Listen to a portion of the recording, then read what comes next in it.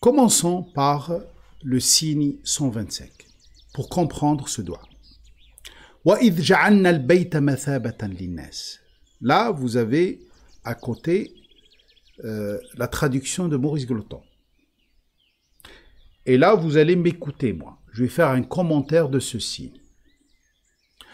Allah nous explique ici qu'il y a quelque chose qui s'appelle le Bayt. Bien sûr, nous, dans notre imaginaire ou dans notre esprit, il n'y a que la Kaaba qui existe comme Bayt.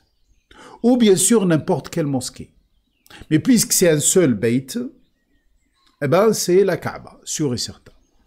Non, il y a autre chose. Il y a autre chose. Cette Kaaba, c'est pour l'humanité. Ça représente, ça représente la poitrine de l'âme unique, pour ne pas trop aller dans le détail. Très bien. Par contre, attention dans le chat d'aller dans cette discussion stérile.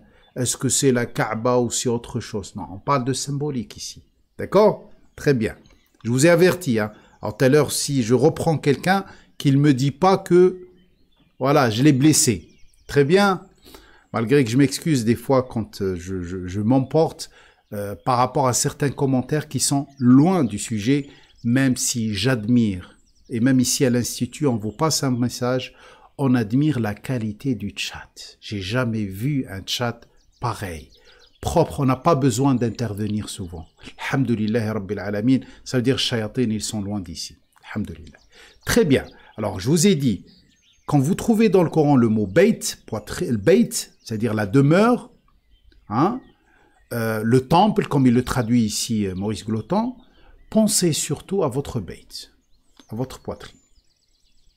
Très bien, c'est clair. Alors, on va commencer à parler maintenant et oublier cette notion de Kaaba, prenez-la juste comme un exemple, c'est-à-dire la maison sacrée. Concentrez-vous sur le Bayt comme votre poitrine. Allah, il dit que le mot mathaba, ça veut dire investissement. Investissement. Ton meilleur investissement dans la vie, c'est ce que tu investis par rapport à ton Bayt. Waouh!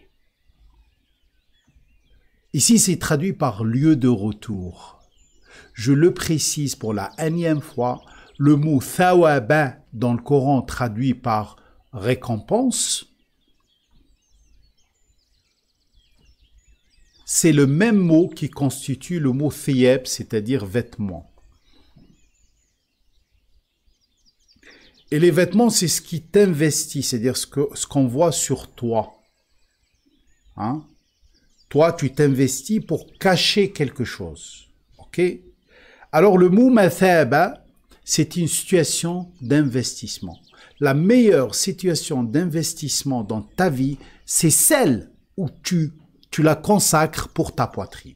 Tu t'investis pour ta poitrine. Tu t'investis de différentes façons.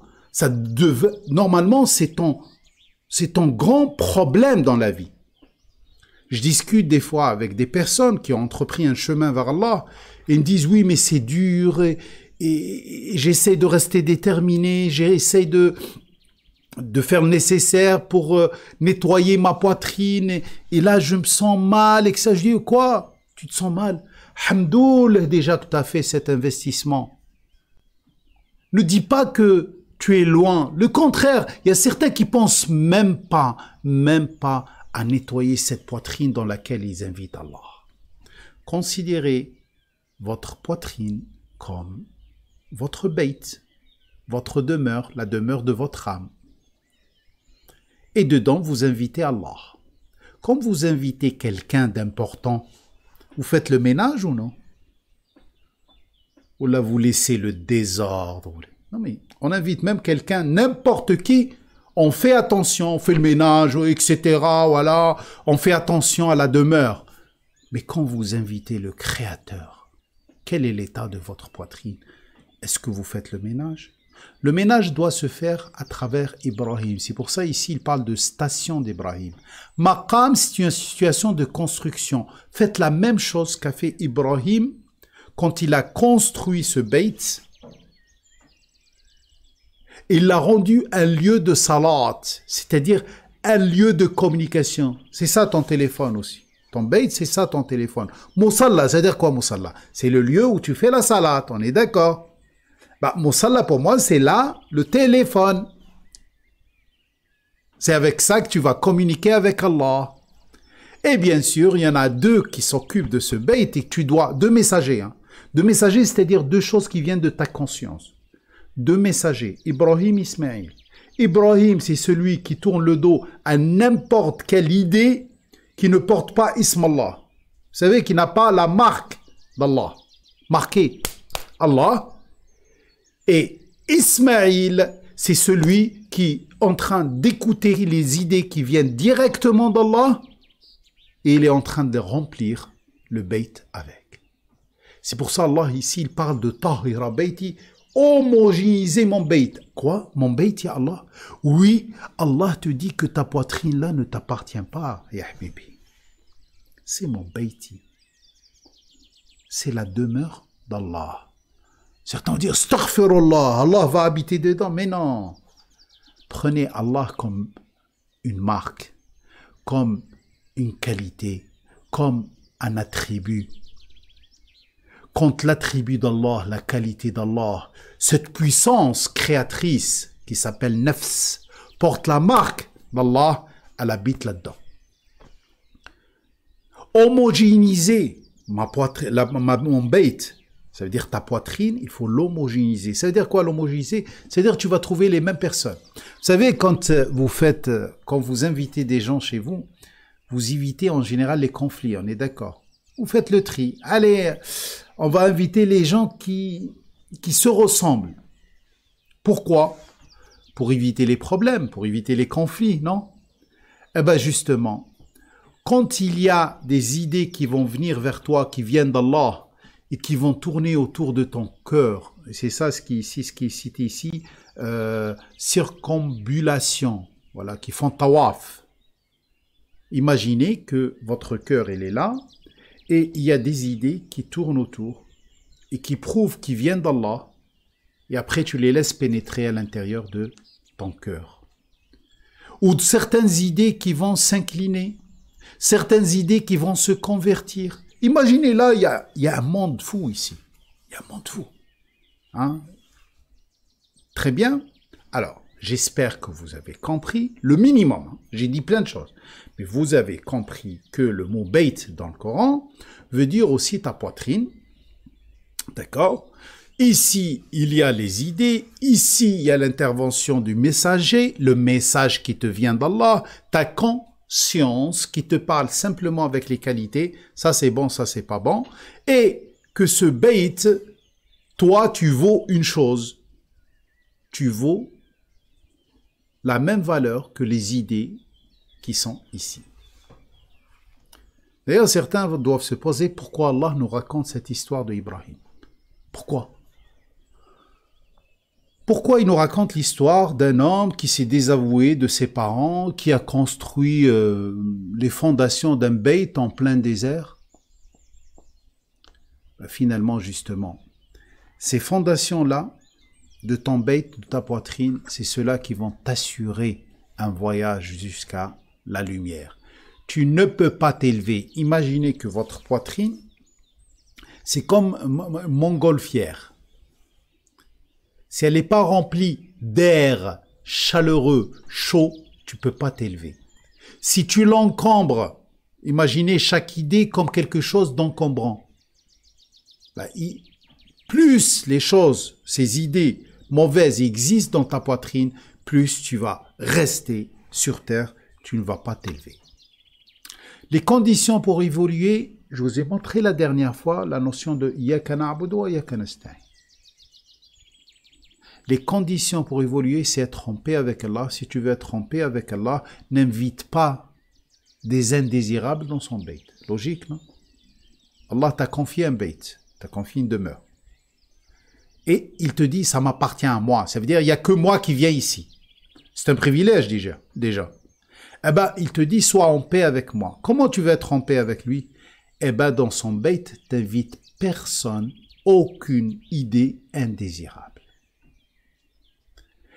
Ton bait, comme je vous ai dit, ta poitrine, c'est ton outil de communication. Et c'est là la salat médiane, la salat wusta. Cette salat, c'est une communication avec Allah, puisque tu communiques avec Allah, tu communiques avec ce que tu fais et tu communiques avec l'environnement. La salat la plus importante à laquelle tu dois faire très attention, ce n'est pas salat al-asr ou salat al-maghrib ou salat al-isha, etc. Si Allah voulait nous la montrer, il nous l'a dit directement. Allah, il l'a appelé avec al-wusta. C'est celle qui est médiane. La salat al-wusta, elle passe à travers Iyyaka na'budu, nous laissons programmer par toi, nous engageons nous laisser programmer que par toi, wa Iyyaka nasta'in, et nous faisons recours qu'à toi. Où se passe cette salat? Dans la poitrine. À travers une programmation qui te vient d'Allah. Et toi, tu dois dire, Ya Allah, je te laisse me programmer. Si tu le laisses te programmer, ça veut dire quoi? La première des choses, c'est que tu chasses les mauvaises idées de ta poitrine. Comment tu les chasses? Tu ne les appliques pas. Si tu les appliques, ça veut dire que tu les as admises dans ta poitrine. Puisque personne n'échappe des idées qui tournent. On est d'accord? Par contre, si tu veux, à chaque idée que tu appliques, ça veut dire que tu lui as dit « Marhaba, viens dormir chez moi. Tabitu fi baytik ». Yabit, ça veut dire « il dort ». Très bien. Alors, je le laisse me programmer. Je ne laisse pas quelqu'un d'autre me programmer. Alors, en premier lieu, je dois accepter ce qu'il décide. Si je n'accepte pas ce qu'il décide, mon bait n'est pas en paix. La deuxième chose, je dois l'inviter. Iyyaka na'budu wa iyyaka nasta'in. Eh bien, je le laisse m'aider. Je le laisse m'aider, ça veut dire quoi? En premier lieu, je l'invite déjà.